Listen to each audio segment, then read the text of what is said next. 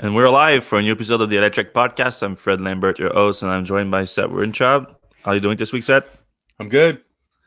All right, you're ready for some interesting news. We have it was a slower week this week in terms of EV news, but we had a few interesting posts, including I had an exclusive report on a new secret project from Tesla. I mean, we already knew a few things about what was going on, but now we have the name of the project and a few other interesting details. It's called the Tesla Roadrunner project. And it's about Tesla's in-house battery manufacturing project and its new battery cell. And I don't know if you remember, but back in the 90s, Duracell had this, I don't know the exact origin of the name Roadrunner for this, but it might be the old Duracell commercial back in the days that were using the Roadrunner as some kind of mascot for it. You know, I didn't remember that, but now I just remembered it. I remember Energizer had the bunny where they're going to Yeah. whatever. But now I think I do remember a Warner Brothers. I think the Coyote was in it, obviously. Mm-hmm. But Duracell was like the mascot, like Right. as if the Roadrunner was on Duracell, like as if he can be on batteries, but whatever. It was the early days of commercial batteries, maybe. Well, or like personal electronics, and the commercial batteries were becoming more important. But Tesla is calling their own in-house battery manufacturing project Roadrunner. So what new did we learn? Of course, in the last few weeks, we reported on the fact that Tesla has now owned a pilot manufacturing line for battery cell in Fremont, and they are looking to expand that and into a full-fledged battery manufacturing project. And more is supposed to be announced, of course, as Tesla's. It's been called a Battery Investor Day or the Company Talk Day in April, coming up in April, which is apparently going to happen at Gigafactory in New York now. So what is new is that from sources that know about the project Roadrunner, they are aiming the new battery cells should bring the cost down below the sort of holy grail of price target for battery cell, which is $100 per kilowatt hour at the pack level, which would be about a 20% improvement for Tesla, apparently, a 20-30% improvement, which is quite significant, of course. And I mean, they've been talking about some kind of like 8% improvement over every 3 years or something. So that would be like a bigger step change here. Yeah, and the $100 per kilowatt hour isn't just a round number. It's kind of the number where the price of making electric vehicles kind of crosses the price of making internal combustion vehicles. So it's not just important from a tiered change. Yeah, it's important from the idea that you can make electric cars for the same price as gas cars. Yeah, and I argue you could already do that for different segments of the industry, because especially in the premium segment, because you can find other ways to cut cost, like Tesla does. I mean, I would argue that some of Tesla's cars are already cost parity with the other competitors in the same segment. However, if you want to bring down market and go with more like economical vehicles, right, that's an issue. Like the powertrains, like are more expensive for electric vehicle, battery included, than an internal combustion engine. So for those one, you really need the price down. Tesla is not really going down market a lot. I mean, there's been talk about the Model 2 or something, though probably made in China, apparently, this or something like that. But Elon Musk has been sort of reticent about going down market below Model 3, especially with the advent of autonomy and whatnot. So for Tesla, what it does mean, it does mean the higher margins too. Also, maybe it means actually selling that Model 3 at $35,000. That's I mean, we had arguments about that. Like, is the Model 3 really available at $35,000? It is, but Tesla is not really pushing that car a lot and basically hiding it from people. So maybe that would really enable that. That would be great.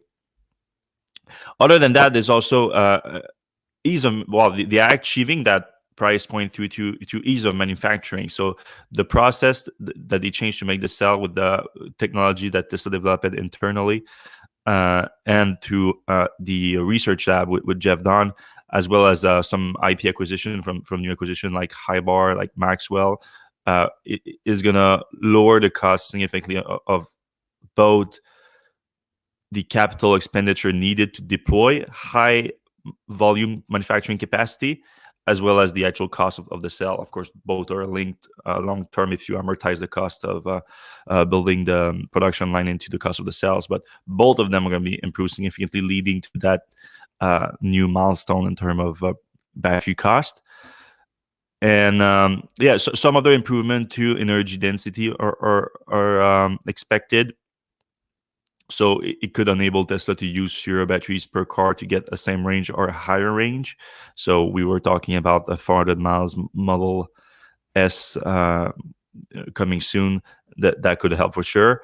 But also vehicles like the Cybertruck and the Tesla Semi, I think, are dependent on those cells. The kind of specs that Tesla is promising in the type of the price point. Yeah, the Tesla Semi price point. I mean, we were, when it was announced back in 2017, we were all shocked by that. We're like, how does that even work? Yeah.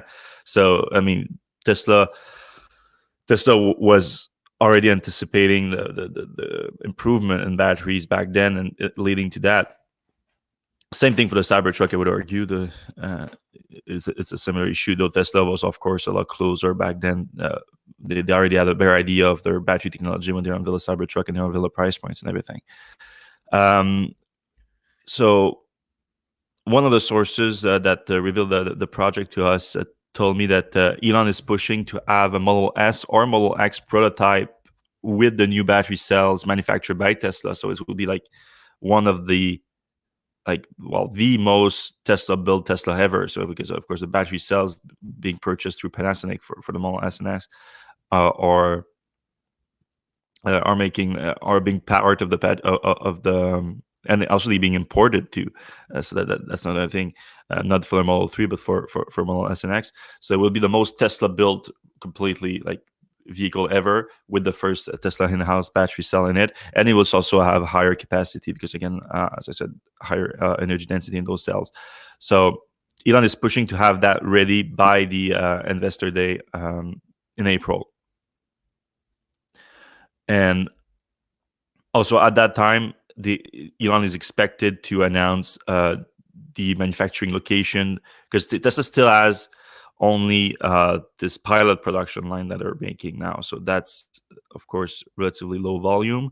They're going to want to replicate that production line, though, and many more at several locations. So Tesla already announced battery cell manufacturing for Gigafactory Berlin, battery cell manufacturing for Shanghai. And so we expect Tesla to deploy those equipment there.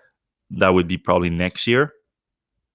We expect, of course, also manufacturing in the U.S. Now, the U.S. situation, we don't have much information. Like I have some sources that they heard things, but they cannot confirm anything. So I don't want to say too much about it, because I think there's issue with Tesla producing its own battery cell Gigafactory in Nevada, due to the deal that they have with Panasonic there. That deal is still going to when I posted that Roadrunner article, a bunch of naysayers said it's nonsense. Tesla just signed a deal with CATL. They just signed a deal with LG Chem. They're not going to make their own cells. They're just buying more cells from competitor. Tesla's going to buy all the cell they can buy, like every other automakers right now. Like everyone is having supply issue. They're going to keep trying to buy the cells because that ramp up of their own cell production is going to take a while. So they need everything they can get right now. So that makes sense. And with the deal that they have with Panasonic in Nevada, it's not exactly clear if they can do it at the exact same building, because Panasonic basically has a deal with Tesla that Tesla needs to buy all the cells, and they are the exclusive battery manufacturer of Gigafactory 1 or Nevada now. So that's not clear. However, there's the whole Gigafactory New York thing that's going on too right now that we need to discuss too on the podcast, and that we should do it now since it plays into that. So now it was just announced this week that Panasonic and Tesla are killing their deal for Panasonic to make solar panels at the factory, solar cells and panels. So basically, Panasonic is pulling out of Gigafactory New York. If you remember the deal that they have, so when Tesla sort of inherited Gigafactory New York from the acquisition of SolarCity, and they were supposed to make their own panels there.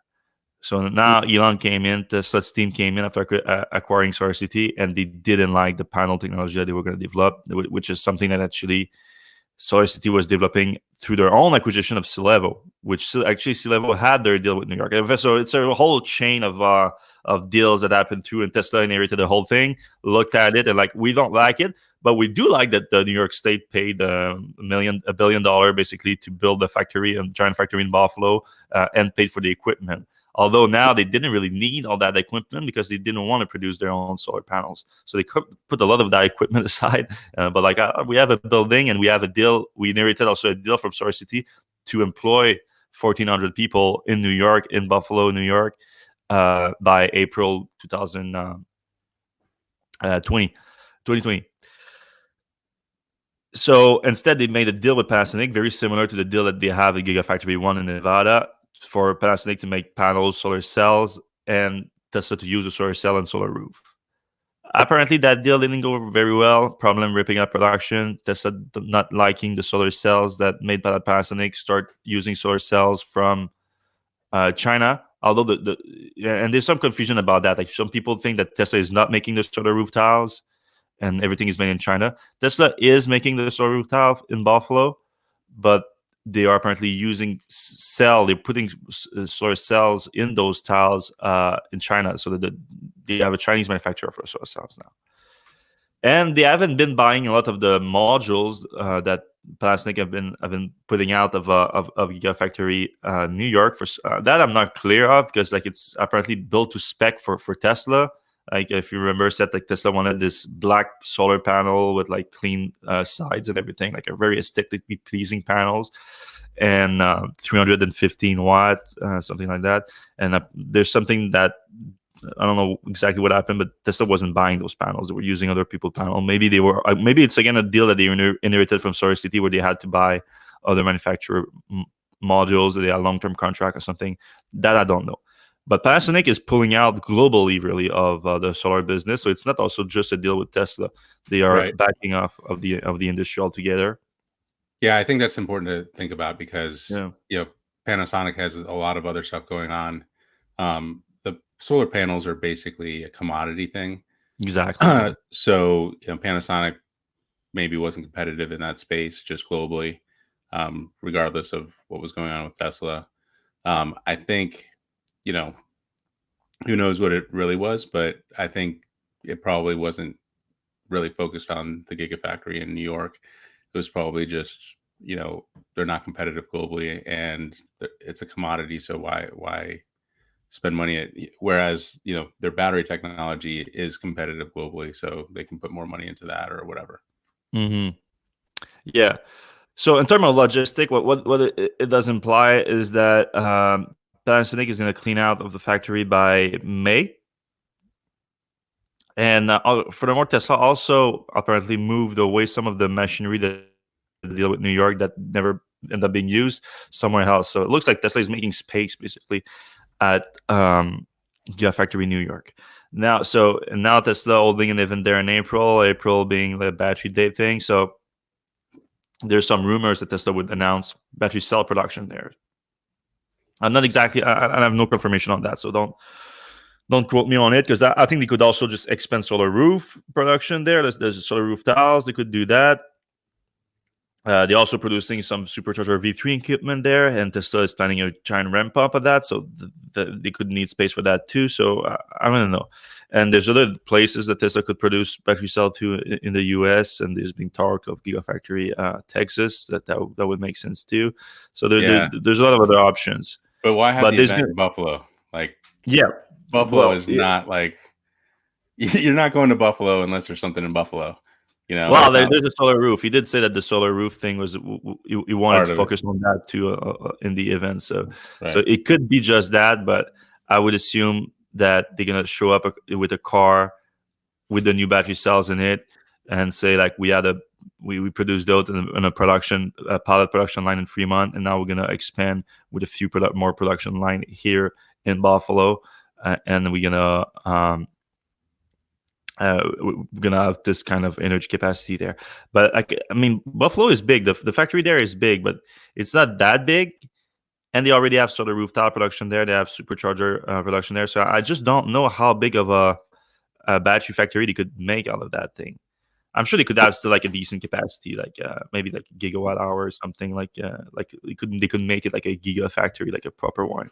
But like nowhere near like a 35, I think, unless there's some like I mean, what I heard too is that there's a space improvement with that new production area. Like I said, the capital expenditure to deploy the battery manufacturing is lower, and it's also physically lower. So they don't need that much space. They don't have a big aging process like they do now with the current lithium ion, which takes a lot of space for a lot of time because you need to age the cells and everything. So a lot of things are going a lot better. So yeah, maybe not. We'll see about that. But from what I'm hearing right now, Roadrunner is to take Elon's work is going to blow our minds. I mean, so blow our mind. So obviously, like having a lower cost would be nice, and that would blow some people's minds. What other features of this battery could blow our minds? Life cycles are gonna be improved, so it's really what what Elon was talking about when he said a 1,000,000-mile battery. That's gonna be hit. Charging, and I haven't heard much about charging. I would assume that it would improve, especially if your life cycle improve, like your cycle. You want to see charge rate to not affect the life cycle that much, so you can push the battery higher without affecting the life cycle. So the two are like linked pretty close. Right. So like you could improve life cycle by just reducing the C rate, but do you really want to do that? Like Tesla is clear. That's clearly not what Tesla is doing.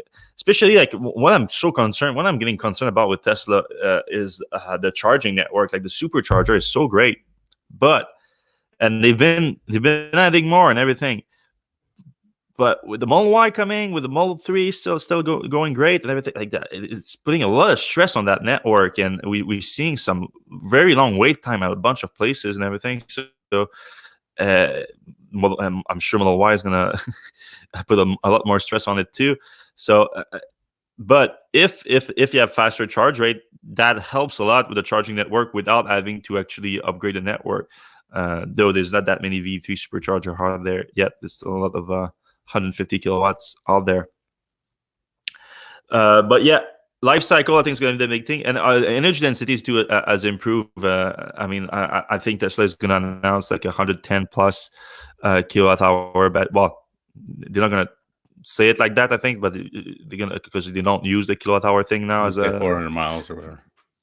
Yeah, so they're gonna stay at a range what's gonna be over 400 miles. So it's gonna be over 110 kilowatt hour capacity, and so what I'm not clear about is how it's gonna be released within their cars, because they still, like I said, they still have the deal with Panasonic. They still have deals with the new deals with LG Chem and CATL, though that's in China at least. So that's kind of, it's just for Model 3 and Model Y. Model Y when it comes to China. In the US, they have the exclusive deal with Panasonic now, so they have to buy everything coming out of the Gigafactory, and that goes into the Model 3. And they have the deal with Panasonic from the Japanese factory for the 18650 cells for the Model S and X. So I'm trying to find out if that deal is going to run out soon, because my understanding is that Tesla would put the higher capacity cells in the plaid Model S and X, or at least Model S at first, and to really like revive really the sales of the Model S. Because think about it, if you have a new battery pack in it with longer mileage, like longer life cycle, more energy density, so more range, you have the new tri-motor powertrain, plaid powertrain in it, so higher performance, maybe finally that new interior, like put all of that together, and that's killer right there. Like a lot of people are going to go back to the Model S. And like I said, the big thing, though, at first it won't be as big of a thing, the cost, because of course, like as you ramp up production, that's where the economies of scales come in and changes the cost of the batteries. But long term, the cost won't be that much bigger on the battery pack level for Tesla. So it won't be that much expensive. They're gonna be like more expensive at first, especially because it's gonna be like the fully equipped like performance version and everything. But long term, it should keep the Model S price reasonable with those improvements. So I think it's gonna revive the sales of the Model S and eventually the Model X. Yeah. But yeah, I'm still. It's a very complicated supply chain that they have for for batteries right now. Like they're looking to build their own and introduce that into their car lineup. Still have deal with Panasonic, making new deals with other manufacturers. Though the deal again are in China, so they're not that important. The best ones really are going to be like if you want to get a look at the future of Tesla manufacturing, which again Elon says that Tesla is a manufacturing company. That's what it is at its core. It's going to be that Gigafactory Berlin, because they're going to make the Model Y there. It's going to start with the Model Y, so brand new, completely new production line made for Model Y and eventually Model 3, which Tesla didn't like. It's more like put together in Fremont because like they're produced with the Model 3, sharing parts there and everything. So they already had the legacy of the Model 3 there. Everything is new for Berlin there. And then also they're going to bring their own cell manufacturing there. Doesn't mean to make a deal with someone else, because I hear that they are moving forward with their plans like really fast there for the cell manufacturing. Not going to be there at first maybe, but pretty soon after that, after the car manufacturing start next year. So that's very exciting.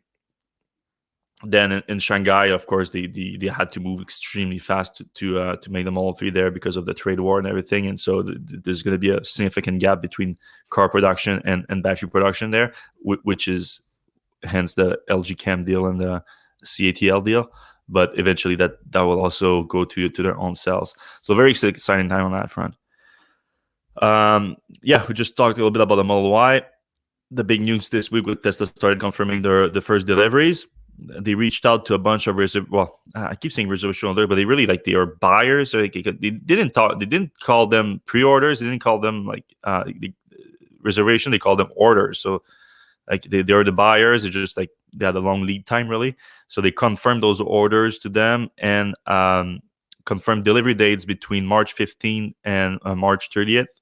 So the second half of March. And did that to a bunch of people. They sent out a bunch of emails, like a lot of them.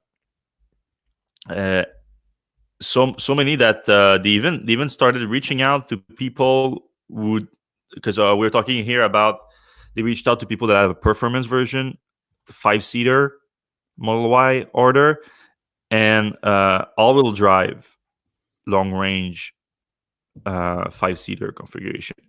So those two. And then they started reaching out to people who had one of those two, but with a 7-seater configuration and telling them, hey, if you want to change it to a 5-seater, we can deliver next month. So that was surprising to me because, and a lot of people misinterpreted that thing as like they're just giving the option to early reservation holders or people that are in California to do that because they want to keep sale there. No. They reached out to people on the East Coast with that. They reached out to people in Texas. They reached out to people who placed the order last month on it. So it's really a strange situation. And remember, Tesla never confirmed the number of pre-orders for the Model Y. They never did. And we know that's why, because it wasn't that high. And I'm not saying it wasn't that high because the demand is not there. I think there's extremely high demand for the Model Y. But they unveiled that car a year ago, and they were asking $2,500 for an order on it. So yeah, and they had just come off like kind of burning all the early line holder for the Model 3. So exactly. I know you weren't like in a hurry to get in line for the Model Y. I wasn't in a hurry either. I did eventually get an order. Yeah. They didn't contact me about anything. I have a white interior, so I don't know if that's gonna slow me down. I've seen people with white interiors being confirmed too. All right, well, I guess maybe they don't want us to have one yet. But you know, it sounds like you have a couple people lined up, early deliveries, who are going to show us around and maybe let us do a kind of a review early. Yeah, I have a few people that agreed to show me the car so that we can do a quick review when it comes out. However, nothing is confirmed yet because, like I said, Tesla offered to people this to tell them when they could take the delivery between the 15th and the 30th. So no one has like an actual full confirmation just yet. just that it will happen within that period.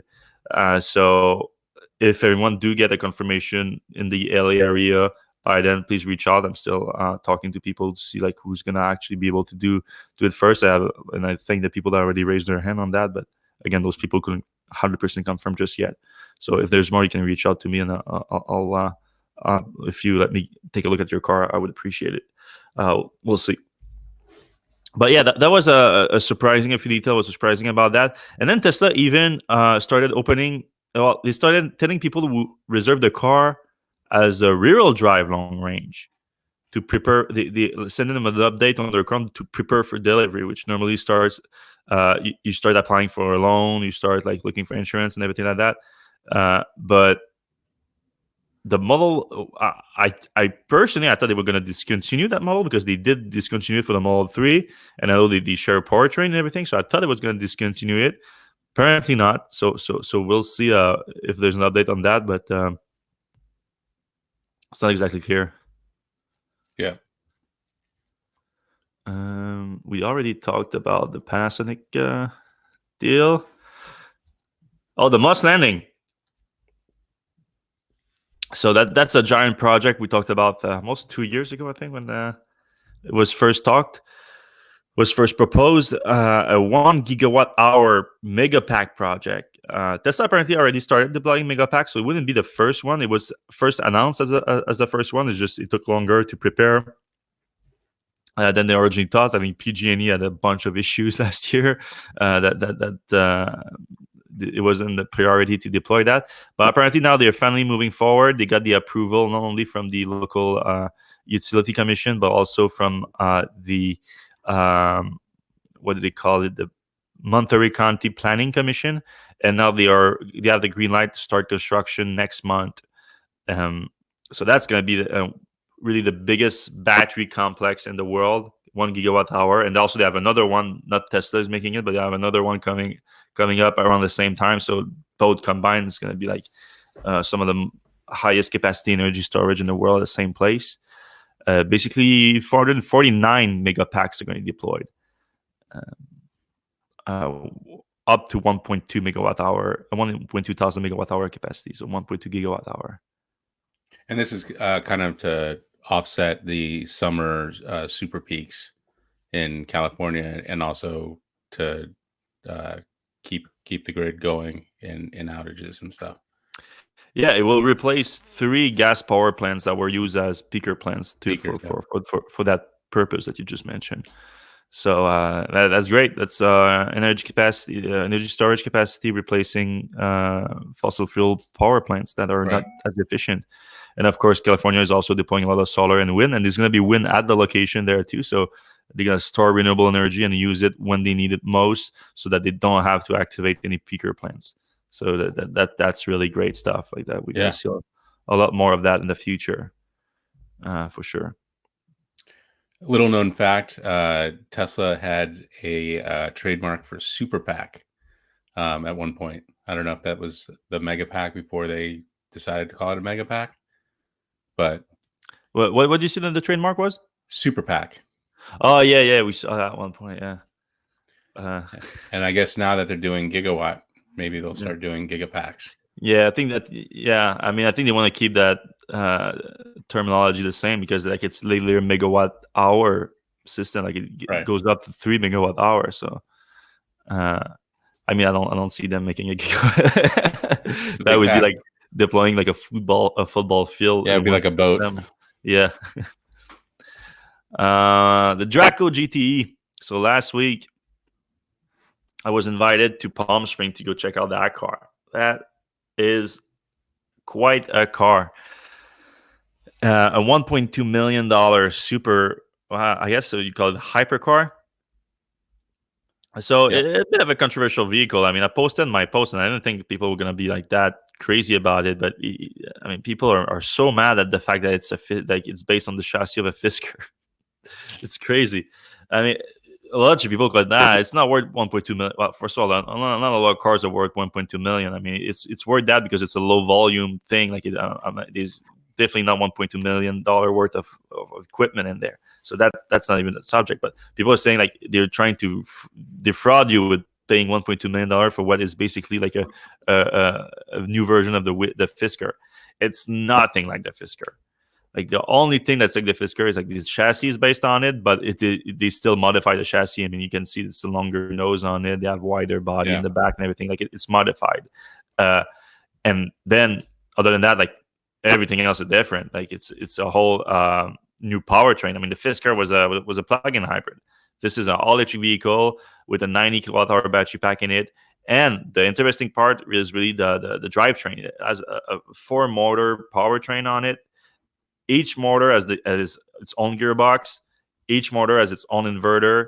So they're completely independent at the wheel. I'm saying at the wheel, it's not an in-wheel motor, it's at the wheel. But each wheel has its own independent motor, inverter, gearbox, everything. So each wheel is only connected through software, basically. That's the only thing you do it. And they do some crazy thing with that software because, as you can imagine, with the motor at each wheel, you can do some crazy torque vectoring with negative and positive torque on each side. And that's where the vehicle really shines, really, because it's fast. It's not, but it's nothing like I haven't seen before. Like if you've been in the Roadster or the Tesla Model S Performance, or even my Model 3 Performance, it might be a little bit faster than my Model 3 Performance, but not by that much if you just floor it. So yeah, it's fun off the start from a standstill and everything. But where it's really crazy, it's when you accelerate as you're cornering. That thing just keeps you on track. Well, it's also a crazy EV car, so that helps. But the torque vectoring certainly helps too.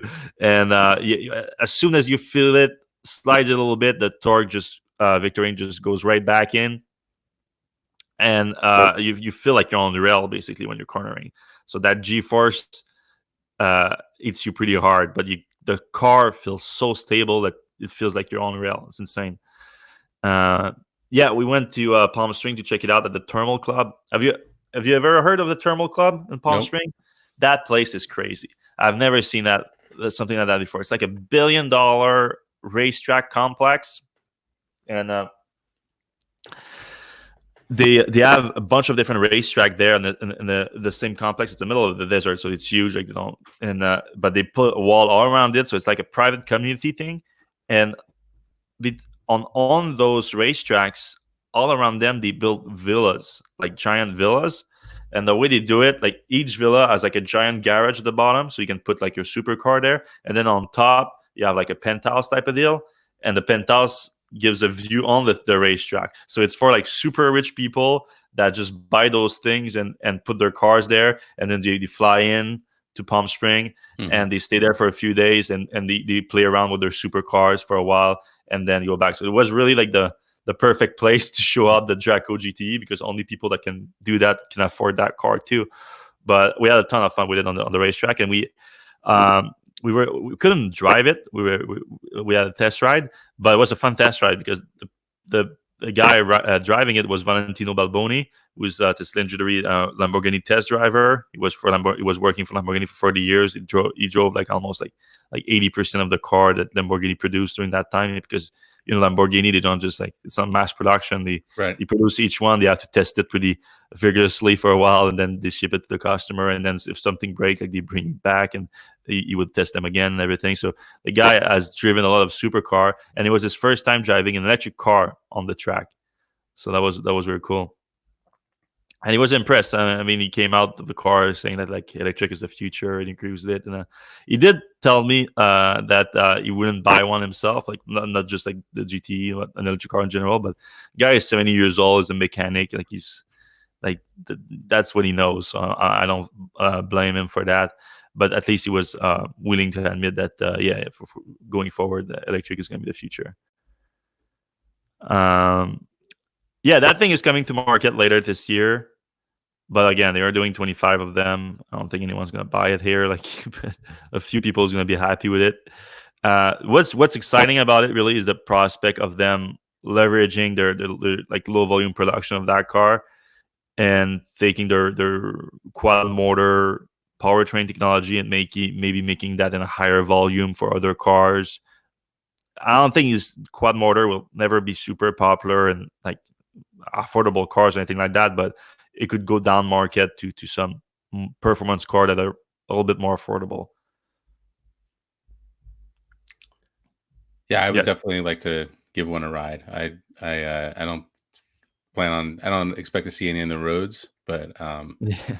it seems like a fun toy for the mega rich. Well, that was their selling point. They said like, yeah, it's definitely like $1 million car that should like, if you want to get your money out of it, you want to bring it to the test track and everything and have fun with it on the racetrack. But at the same time, it is a 4-seater, so like you can technically just like the way that Shiv Sakhan, the co-founder, put it is like you can take your kid to school in it in the morning and then just drive to the racetrack after it, have your fun, and then come back and take your kids back home. So things like that, which is fair. However, the interior is not that comfortable. I mean, it is again a chassis of a Karma, and if you've ever been in a Karma, it's pretty tight in there. But we were 4 full-size adult in it during a test ride, and everybody was still fitting in it. Yeah, it was a fun time. Cool. All right, the GM Menlo finally launched. Yeah, the Menlo. Wonder why that's in China. Yeah, it's a good-looking car, right? Like, go on that. Check the pictures. It's a beautiful-looking car, and a similar spec as the Chevy Bolt, is just in a different form factor, really. Yep. Form factor is small, compact SUV crossover thing, but a lot better looking than the Bolt. Just a lot better looking. The front end is beautiful, really. Uh, Even some a little bit reminiscent of the Camaro, like the top end of um, the top end of the front end. But of course, like it's an SUV or a crossover, whatever you want to call it. Price is affordable, roughly $23,000 after the China incentive, but Yeah. So how much does it only cost before incentives? Because that kind of dictates what it would cost, like hypothetically in the U.S. I think it's closer to $30,000. So it would be similar here if they To a still Bolt, had the federal tax credit, which right? they don't. Which is probably why it's not available here, because Right. they see the Bolt TV not selling anymore. That they don't have the federal tax credit, and they think, oh, that thing won't sell. But I mean, it certainly sell a lot more than the Bolt EV. Let me tell you that. Like Right. that form At factor the in the same US. price, it would definitely sell better than the Bolt. Yeah. Oh, yeah. If they can make it here for like 30, even 32, 33 or something like that, it would sell pretty fast, I think. And they probably could make it at that price too if they would just make it in volume. If they made it like, Exactly. It's the chicken and the egg problem. yeah, Uh, do you think this was the car that, or one of the cars that GM said that they were going to release in the U.S. and then kind of said, "Oh, we're going to release some cars in China"? Or do you? 100%. Yeah. It's not the Buick Village. It's not the Eachone E200 like that. I was very disappointed when GM told us that. Like, if you guys don't remember, we made a post last year when GM ran out of their 18 months that they said that at one point within 18 months they're going to release 2 electric vehicles based off of the Bolt TV. Right. And they told us that, and the Yeah. U.S. media, that it wasn't like, "Hey, we're going to release something in China with our Yeah, partners." yeah. Their exact word was were that what I just said, and they told, like you said, everybody, not just in China. And so when the 18 month went and passed, we made an article on it, like, where are those cars? And then GM came back to us and they're like, no, you guys are wrong. We did release those 2 cars. They are the Buick Village 6 EV, and the Beijing E200, which are 2 China GM car, but made to a joint ventures in China, only available in China. Once is like basically a reskin Volt that was a Volt, was really like a Volt powertrain, and then they just turned it all electric after a while. And the other one is like a super small compact car, low specs and everything, like nothing to do with the Bolt TV. Like, if they base this off the Bolt TV, it's like, boy, you guys stripped a lot of thing down there. So of course it wasn't that. Also, this one makes a lot more sense. Like we said, that this one looks like basically reskin Chevy Bolt EV, but again, still only available in China though. That's painful. Yeah. and you know what that makes it? It makes it a compliance car. Like, Yep. because they have to have it in China, they don't have to have it in the US. So they're only gonna make cars where they need to have it, which is a big bummer. Yeah, and there's another GM event this month that we're going to. Maybe we'll get some color on what they actually have planned to do with cars like this. GM does seem to be making overtures again. I mean, basically, they released the Bolt with a lot of fanfare in 2016. They were really gung ho, and then something happened, and they just kind of turned everything off, including marketing. And it seems like the whole team, the Bolt team, kind of disappeared. So now they're kind of reawakening with the Hummer and these other promises. The Cadillac is on the way, and then we've heard about the Bolt EUV, which might be what this is going to be called in the US. If they bring it to the US, Yeah, because they have their different naming scheme from China and the US, so they could just if I mean, both you and Brad are supposed to go there next week. I mean, if there's something you need to push for, is like try to get information if they're going to launch this in the US, because that post was super popular too this week. Like I think 500,000 people read that post, and people were just super excited about the prospect of them maybe releasing it outside of China, of course, because we don't have like 500,000 people read it, and we don't have that many Chinese readers on Electrek. We have a few, but not that many. So I think most people were just excited about if they could launch that somewhere else, which so far we don't know. But yeah, exciting times. If you guys have any question right now, please post them in the comment section. We have one more post that we're gonna discuss real quick, and then we're gonna dive into the question.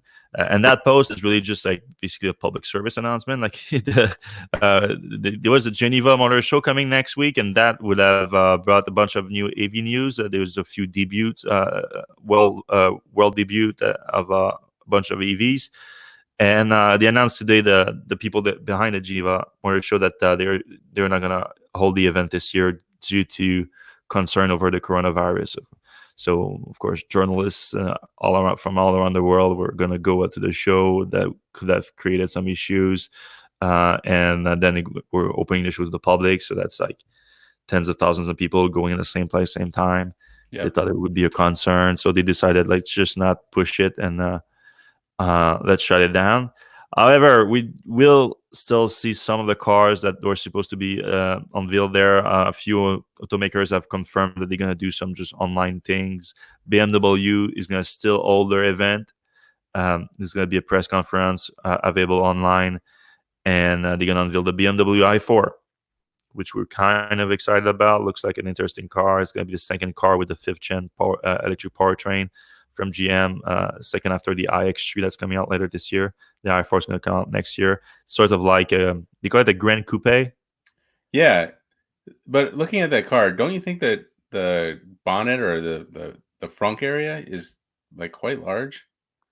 Yeah, it's a sporty looking car.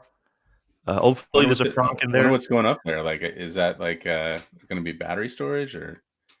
It just seems like a very large area for an EV. Maybe they're just gonna like really blow out the frunk idea and make it like you could put like a couple suitcases in there or something. Yeah, a big frunk would be interesting, but I don't know. Like maybe it's just a design thing. They just like the way it looks too. So I wouldn't get my hopes too much on there. Audi just announced their e-tron S, e-tron Sportsback S, and just e-tron S too. Though they didn't release any picture of the e-tron S, so I'm not sure about that. But it was going to debut that at the show. I think they still will. They're still like going to release like normal pictures of them, and but today what they did is that they released a bunch of camouflage picture of it, and they released a bunch of specs. Basically, they claim that it's going to be the first tri-motor electric vehicle that's going to reach mass production, though they didn't confirm when it's going to reach that. But it's basically the e-tron Sportsback, but with 3 motors in it, so they can do some torque vectoring. They also claim to have improved efficiency out of the 3 motors. So we're going to learn more about that car next week, but they unveiled the first few things today. We have an article on it on Electrek if you want some more details, but it's pretty light other than that. But the sportsback version of the Eachone looks cool though. Like it looks like a significant improvement. Renault was supposed to have this big EV coming out at the Geneva Motor Show. They had the Twingo ZE, which is the electric version of their Twingo city car. That they released a bunch of details of. It's really like a low range, like small battery pack city car that sits well below the Zoe. But they have a bunch of other stuff they were supposed to release too, like a few hybrids, a few plug-in hybrids, and a concept all-electric car. They said it's still plan to do that, but like BMW is probably going to be like a press event, online press event too. And there's a few others that were supposed to unveil too, like a Skoda was supposed to be unveiled, and there's a Chinese manufacturer that was also supposed to unveil one electric car. We haven't heard from them yet, but we assume that they're gonna release just things online. Like they're not gonna just not do it because they don't have the show to do it. Like the journalists are still there, still need the news. we can talk about the cars. Yep. All right, let's move to the questions. All right. Let's go to the top. Let's see. Before we even started, Adam Orta says, will Tesla release the automated snake charger that was teased by Musk? Yeah, that was cool looking, right? You remember that? Yeah, it was cool. I wonder if it makes sense to keep the like automatic charger where the customer is, or to make the charger come out of the ground and you roll over a spot and the charger just comes up out of the ground into a port on the bottom. There's the prototype of that. Like we released some patents of it. Like we had an article on that last year, I think 2 years ago. Right? Yeah. So what do you think? Is which way are they going to go with that? No idea which way. I think the one you just mentioned from under the ground will make more sense. I think if it's depending where it is, like because you have to dig into the ground, of course, so that can be an issue. I think we could have both, really, depending on the location. However, if you say if this is going to release that, that was the question from Adam. They had the prototype like 4 years ago, and we're still hasn't been deployed. I think the reason is pretty simple, like because it doesn't fix a big problem. Like it's not that inconvenient to just get out of the car and plug it in. The value is really with autonomous driving. So if there's no one in the car, or if the car is driving itself, and like driving itself to the point that you can actually go to sleep, which is still a few years ago, I think. Then it has value that you never have to get out of the car. You never have to be even conscious that the car is charging, or there could be no one in the car. So I think when Elon released that, it was showing everyone, hey, we're thinking about this issue once it becomes an actual issue because the autonomous is there. Now, of course, Elon has been wrong a few times on the timeline for autonomous driving, and I think that project took a back step because they are really focusing on the main issue, which is bringing to market autonomous driving systems, so that thing can actually get some use. So yeah, I wouldn't hold my breath for that project until they actually fix the autonomous driving problem. Yeah, and I thought it was interesting. Theoretically, maybe the Cybertruck. I don't know if this is going to be the right timeline, but when that's going to start to be delivered in 2022, if they've nailed the full self-driving. They said 2021. So don't push the timeline now. Yeah. All right. Don't push it. What am I thinking? 2022. Well, whatever. Anyway, cars in 2022, whatever they are. If you want to deliver one to Ohio, and it's autonomous, you could just have it go out by itself and deliver itself to somebody's door rather than have a truck deliver it. So for that to happen, they would need to have the charging system. Yeah. That's really the dream for Tesla, right? Yeah, just roll them out of the factory and just have them drive off to wherever they're going to be sold. All right, Nicholas Toledo asked, timeline on rideshare app pre-full self-driving. That's a good question. Yeah, I could look into that more. Probably, I could try to find some sources on that. Just from hearing Elon's comment, I'm like, I doubt they are far off. They are deep in the. I doubt that they are deep in the development of that, because he basically, at first, he was adamant that it's going to only happen once full self-driving is there. Now, more recent comment, it's been open to the fact that, all right, we might release it before. I think we could release it before. So that's all just in his head. I think it's like, all right, we could do that. But so if it's only there, I don't think they are that far in the development. So I wouldn't be able to tell you. But I agree though that it makes sense to release it before that, to make a ride sharing app, because users is, once you figure out autonomous driving, it's user reach is the only thing that's missing. Right. Like that's the only advantage that Uber and Lyft have right now. They already have the user base, so then they are working on full self driving. But if this is things that they have the lead there and they're going to be deploying there first, it's super easy for them to steal customer at that point. Yeah. Because the cost is going to be there. However, if they don't necessarily have the lead, and we've seen other companies are getting close to it too, so then you might want to already have some momentum on the ride sharing side so that you can combine those easier later on. So yeah, I think it makes sense, but I don't have a timeline. I don't want to say a timeline for that. All right. Mark Potochnik says, "No, I see no real demand problem. Do you?" I'm not like in China right now, but Yeah. I don't think they're selling a lot of cars there right now. And as far as the US, without any incentive, and the Model Y coming next quarter, I don't know if they're really flying off the shelves like they were last year. Yeah, I definitely think that if there was a time for like, I've never been like there's a demand problem guy for Tesla, but if there is one, I think right now it's starting to make more sense. And it's not just Tesla's problem. Like the coronavirus thing is a big question mark for a lot of people. So you don't make like a big decision like buying a new car necessarily when there's a risk of a recession brought by the pandemic, basically. Right. So that's a big deal. And then, like you said, like the federal tax credit going away in the US, that was the big test for Tesla. I would have liked for Tesla to face that test without the whole coronavirus thing. I think that would have given us a much clearer image of Tesla's demand generation potential without subsidies or with lower subsidies, because there's still some subsidies in the US between a few states.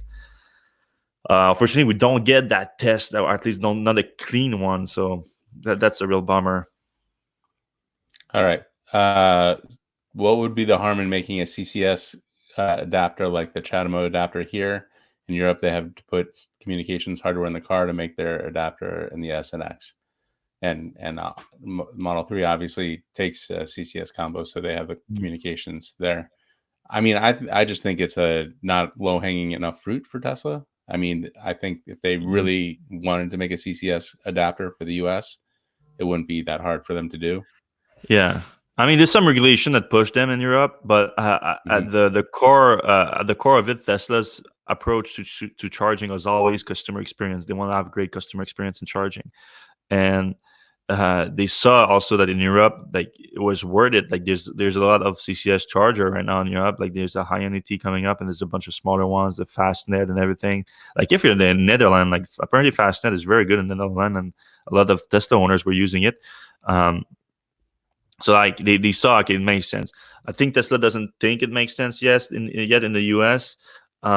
And if they can make deals like they did with EVgo, like maybe they don't see a need for it at all. If they can keep making those deals, they can add like Electrify America to that and things like that. Like it could make sense.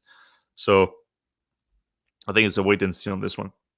Yeah, and also it should be noted that they do have a CHAdeMO adapter. So if you do go to any if you really need to stop at an Electrify America or EVgo, they almost all have CHAdeMO. You could get a CHAdeMO adapter. We do that on our ski adventures. All right. Adrian Farkas says February ending tomorrow and very few deliveries, it seems. So I guess he disagrees with Mark. Do you think the mobilization by the end of March will work out? People might be wary of volunteering, going out unnecessarily. Is he referencing the coronavirus, so people wouldn't want to go out? Or I believe he is, but I don't know what he means by the mobilization.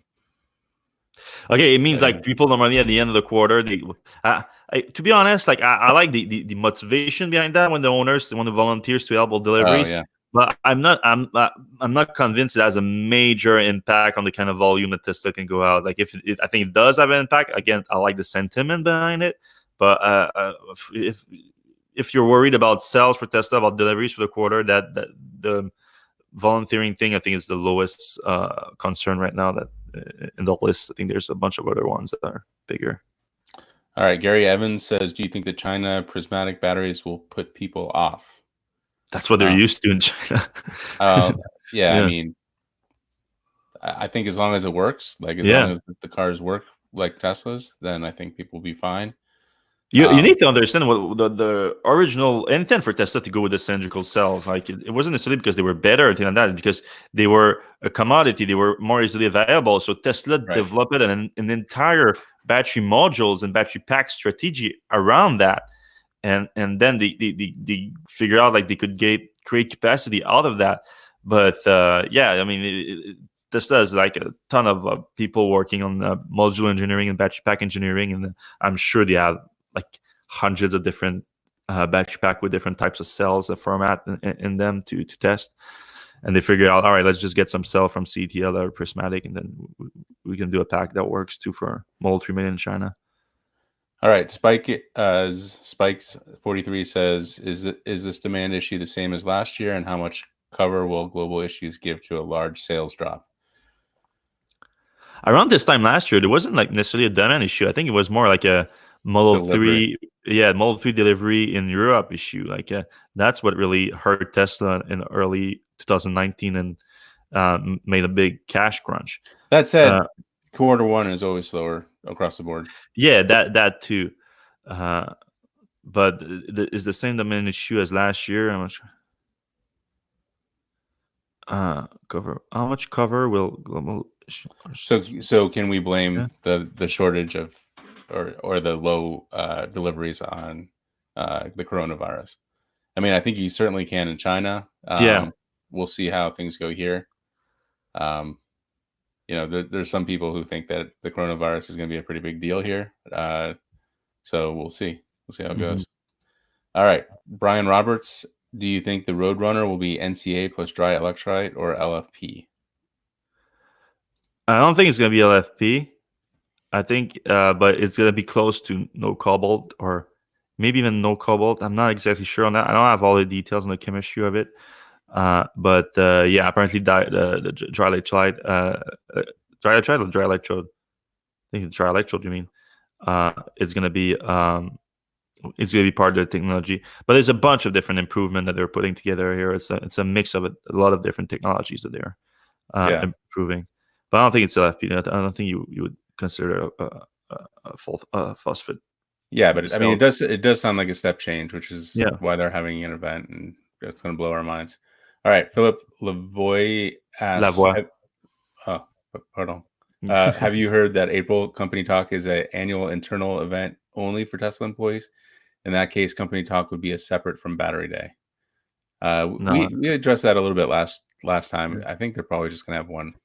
That they don't usually have two events. Yeah, and it's not for employees for sure. They're going to invite the media there, and let people, some of the public get tour of the factory and whatnot. So yeah. Do you think the new batteries would enter production in the Model 3 in the near future? Would they be Cybertruck at launch? I don't think Model 3. They're probably just going to stick with the current situation from the Gigafactory 1, and then Cybertruck makes sense, right? Yeah, my understanding is it has to be for new production because again, they have a deal for the Model 3 built in Fremont is using battery cells from the Gigafactory from Panasonic. So I'm not sure they can, unless they have like new production capacity from Model 3. I don't think they can put the new battery cell in there just yet. However, they keep changing the chemistry of the battery cell produced in another location too from Panasonic, including 18650 in Japan. So I think some of the improvement that they made of the chemistry with the new cells that they're making themselves, they can also apply to a certain degree to the Panasonic cell. So I think it's going to be, Battery Day is going to announce improvement across the board at Tesla, which is the most exciting part, really. All right, we got to move a little bit faster here. Aaron Citron's asking for a inexpensive motorcycle, something like 0 bikes but less expensive, and then follow up highway speeds and long range but less than 0. What is that one that like it's like the Lightning or something? I don't think it's cheaper than the Zero Lightning though. Oh really? I just went to CSP motorcycle, the City Slicker is definitely the cheapest you'll find. I think it's less than $3,000. I think with fees and everything, shipping and everything, I think it's $3,000. I don't think it goes highway speed. So. Yeah, I don't think it goes highway speed though. Yeah, you could look around for a used one. Livewire, obviously, is way more expensive. Yeah, Livewire even used is gonna run you 20 plus thousand. All right, Gary Evans says only going to deliver North American Model Y first, and then get on the boat next quarter. That sounds right. Not exactly sure that sounds right though with the boat. That? Oh, on the boat, like we said, like there might be like local production going on and everything. So I think it's gonna be faster than the Model 3, but I know it's gonna be faster than Model 3. But like if you remember, the Model 3 still took like over a year for Tesla to expand beyond North America. So right, and too excited. That's assuming that they can fulfill demand in a quarter for the U.S., which I don't think they'll be able to do. No. All right. I think that high pre-order price, lack of promotion, etc., was all to be sure that they could keep the Model 3 demand high. If that dropped, no stop bump. I don't know. Yeah, let's go on. Christian Vieira. Across Facebook, Reddit, and Tesla forum, no one has confirmed a delivery email who ordered a white interior. That's what I said. Yeah. I think he's right with that. Like, I might have confused it with delivery email confirmation and the fact that Tesla tells you to prepare for delivery on the white interior. So those are two different. Christian is right. The stock is falling pretty hard today. Yep. No, it got back up. It closed at like -1. It went down like 8%, but went back. Now it's like just down 1%. It closes something. So not that bad today. All right. Last podcast before the world explodes. I am from the future. All right. I should probably read these before I click on them. You probably screened them a little bit before. Yeah. All right. Last 10 minutes, stocks up to 673. All right. Yeah, that's what we just discussed. All right. What is the percent of check? I don't know what that means. We did post that recently. If you search on Electrek Tesla workers in China, we did release the number of Tesla workers in China. I don't know about hard though. All right. Have you guys heard of Donald Saladway of MIT, who created a liquid metal battery? I know you don't like to cover battery concepts, but they've been around for a while and funded by Bill Gates. Yeah, I've heard of that recently. I should look into it. Yeah, there's so many of those. Do you have direct contact with Next Move, the German e-car rental firm, which also has a YouTube channel? I only ask because they reference them sometimes and vice versa. Yeah, they've contacted me a few times and I posted their stuff, but I'm not like in a regular contact with them. They do cool stuff. It's all in German though, but they do have subtitles sometimes, so it's good. All right, let's keep going. What will Model Y do to Model 3 market? Maybe we will see a 25K used 3s for sale. I think 25K used 3s are pretty close.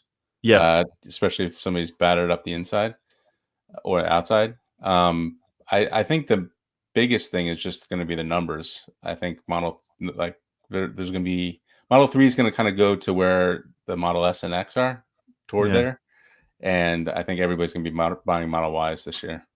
Yeah, the Model Y is going to be the biggest difference. I think a bunch of people will trade for Model Y. So end of this year, early next year, you're going to see a $25,000 Model 3. All right, we got a couple more. Use Model 3. Yeah. We got a couple more. Brolowski Sebastian says CCS combo is becoming the default connector in Europe. I think it's already become the default connector in Europe. Mm-hmm. Should North America legislate one connector now? Doesn't seem like a bad idea. Yeah. Maybe US should make Tesla connector default. That would be a hard sell for a lot of people. Well, I mean, I would say that the Tesla connector is way more elegant than a if you could get the other automakers to adapt, that's impossible. It's impossible. I mean, if Tesla came out with like, here, chunk this on your CCS adapter and you can plug in a Tesla adapter, maybe that would... also if Tesla would do it and just release it, I mean, I technically they did release it for free because they opened the patents. So, because one of the big thing with those connectors and adapters, where they're so expensive, is that they're licensed. So you need to pay a fee every time you produce one, or buy one from someone to produce them, and they cost a fee. So if Tesla would just release it for free, like anyone can produce those themselves without any fee, without any protocol fee, anything like that, that would be a big deal. Yeah, I think that might have been part of the idea of why they released them or they Mhm. tried to get the industry to adopt it, but I don't Yeah. think they were uh, free enough. Like I think Tesla still retained control of like the direction of it, which I Mm. don't think the other automakers were comfortable with. They would Yeah. rather have the CCS combo, which is controlled by this big Yeah. committee, whatever. They won't relinquish control on that, I'm sure. Right.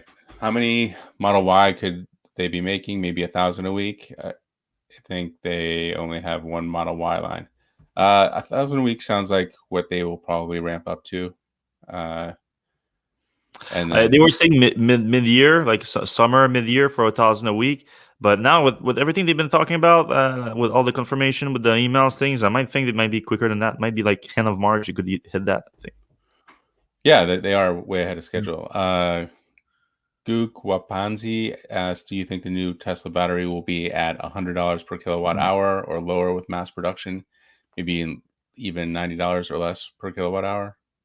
My Is that understanding is that they're aiming for the $100 per kilowatt hour at mass production. So, these going to be a ramp up. I don't know exactly what they consider mass production, but like they when they deploy like not just a pilot line but a full production system with multiple line and everything, they think you can bring the cost down to 100 per kilowatt hour. So in the future maybe lower than that, but that's not what they're aiming for right now. Like let's go a goal at a time, please. yeah? All right. Panasonic ends Tesla partnership at Gigafactory 2. Does that spell trouble for Tesla solar business? I think we talked about that a little bit. Yeah. You you know, solar is kind of a commodity. Tesla could always just outsource all of its solar, just like it does its batteries. I don't think it's a big issue. I don't know if you want to add. No, I'm agree. Like there's other suppliers. Yeah. Yeah. Uh, all right. And last question, Shane O'Sullivan, bidirectional 7 kilowatt AC charger being released later this year by a big German manufacturer. Any whispers of Tesla enabling vehicle to grid in future update? We've talked Yes. about this. I Yes. think Yes, I think whisper. I think I think that's inevitable. Yep, we're gonna have more on that soon. Trying to get a hold of something that be able to prove that. But I think yeah, it's gonna come. But I'm not saying that it's gonna come soon. I'm just saying that it's gonna be possible to do it, and then Tesla might enable it at some point when they think the time is right. Uh, I don't know, like maybe like a million Model 3 in the world. Maybe like they could flip the switch and like, hey, there you go. All All right, right. thanks a lot for listening, everyone. That was a ton of fun. Uh, you can give us a subscribe to the channel or give us a like. There's a ton of cool videos coming out in the near future. Micah was here all week and filming some very cool stuff with a bunch of interesting EVs, so you guys don't want to miss that out. And I also have a series coming on YouTube soon. Probably the first video is going to be out next week, so stay tuned for that. And yeah, on your podcast app too, if you can leave us some reviews, it's always appreciated. And we're going to see you same place, same time next week. Ciao.